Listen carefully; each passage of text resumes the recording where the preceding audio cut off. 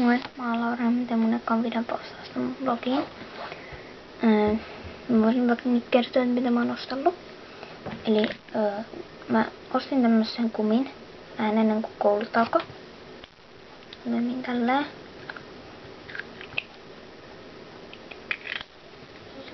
Sitten toisessa päässä on tää rotin.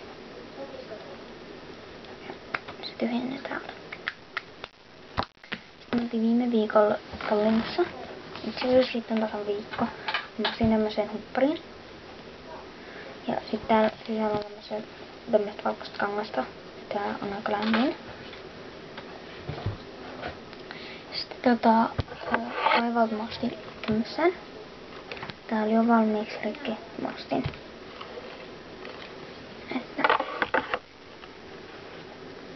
Sitten vähän ennen kuin koulut alkoi, niin mä ostin kans samasta tiimarista tämmösen vihon. Ei käytännössä kyllä kovin kallis ollut, mutta kyllä tähänkin jonkin verran rahaa meni. Sitten sieltä Tallinnasta me ei ostettukaan mitään, kun me ei keretty. Tai siis kun me kierreltiin eniten siellä vanhassa kaupungissa. Sieltä ei sit kauheasti tullut mukaan mitään.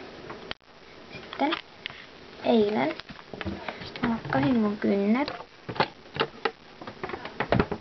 tämmöisellä ja tämmöisellä väreillä. Lakkasin joka toisen kynnen aina sinisellä ja joka toinen vihreällä. Mulla on nyt tämmöiset korvikset. Ja sit mulla on tämmönen kaulakoru.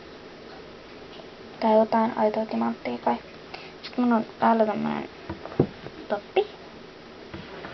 En tiedä näkyykö tää kunnolla, mutta kuitenkin.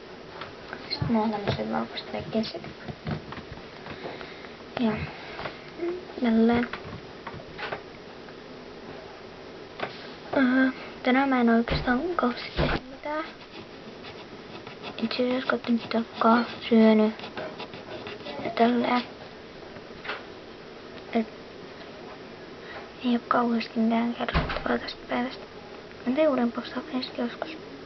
Moikka!